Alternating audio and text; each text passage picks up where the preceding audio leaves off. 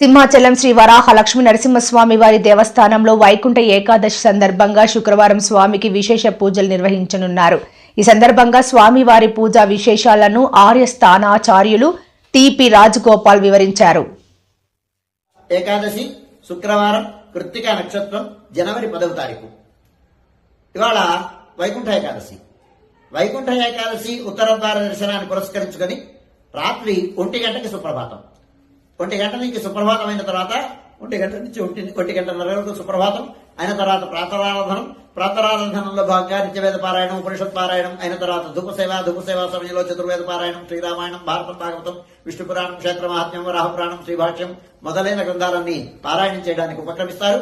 అనంతరం బాలభోగ నివేదనంతో సమాంతరంగా తిరుప్పావై సేవాకాలం, దీనితో సమాంతరంగా నిత్యహోమం, బలిహరణం అయిన తర్వాత మంగళాశాస్త్రం, చాతుర్మార్గోష్ఠి, తీర్థ వినియోగం అయిన తర్వాత చుట్టు సన్నిధులలో సింహవల్లి తాయారు సన్నిధిలోను, లక్ష్మీనారాయణ స్వామి వారి సన్నిధిలోను మంగళాశాస్త్రం పూర్తి చేసుకున్న తర్వాత అమ్మవారి సేవ పూర్తయిన తర్వాత అమ్మవారు ఆండాళ్ సన్నిధికి వేయించేసిన తర్వాత ఆండాళ్ సన్నిధిలో విశేష ఆరాధన, నివేదనం, శవకాలం, చాతుర్మార్గోష్ఠి, తీర్థ వినియోగం అయిన తర్వాత ఆనాటి పాసుల విశేష వ్యాఖ్యానం, విశేషం విన్నపం అయిన తర్వాత అమ్మవారు ప్రధానాలయంలోకి వేయించేసిన తర్వాత వైలారగింపు, ముద్గానం, నివేదనం అయిన తర్వాత ఆళ్వార్ సన్నిధిలో విశేష ఆరాధన, నివేదనం, శవకాలం, చాతుర్మార్గోష్ఠి, తీర్థ వినియోగం అయిన తర్వాత రాజభోగ నివేదనమై చుట్టు సన్నిధుల్లో నివేదనం పూర్తయిన తర్వాత మంగళ నీరాజనం అయిన తర్వాత ఈనాడు నుంచి ధారోత్సవాలు ఆరంభం.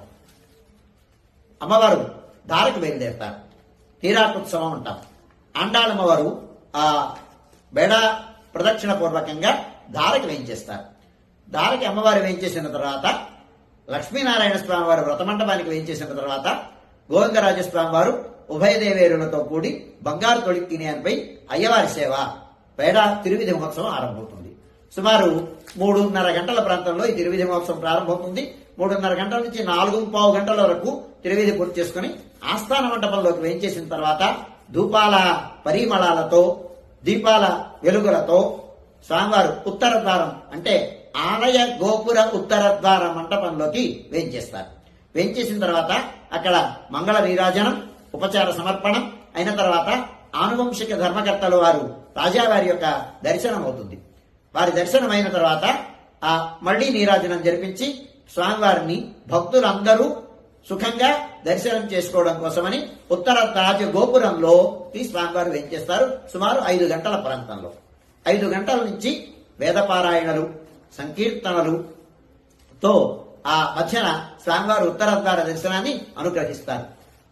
3 కోటి దేవతలు ఆ స్వర్గలోకంలో, వైకుంఠ లోకంలో స్వామివారిని ఉత్తరాభిముఖంగా సేవించినటువంటి ఆ సన్నివేశాన్ని ఒక్కసారి భావనం చేసి మీరందరూ కూడా ఉత్తర ద్వారంలో నుంచే ప్రవేశిస్తూ ఆనాడు దర్శనం చేసుకోవాలని భక్తులకు మనవి చేస్తున్నాను. ఈ దర్శనం చతుర్విధ పురుషార్థాలని అనుగ్రహిస్తుంది. అంత్యకాలమందు ముక్తిని మనకి ఒసగుతుంది, పునర్జన్మ లేకుండా.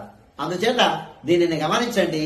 భక్తులందరూ కూడా, ఆస్తికులైనటువంటి వారు అందరూ కూడా, ఆధ్యాత్మిక పేత్తలందరూ కూడా ఉత్తరాభిముఖంగా ఉండేటువంటి స్వామిని సేవించి చరితార్థం చేసుకోండి.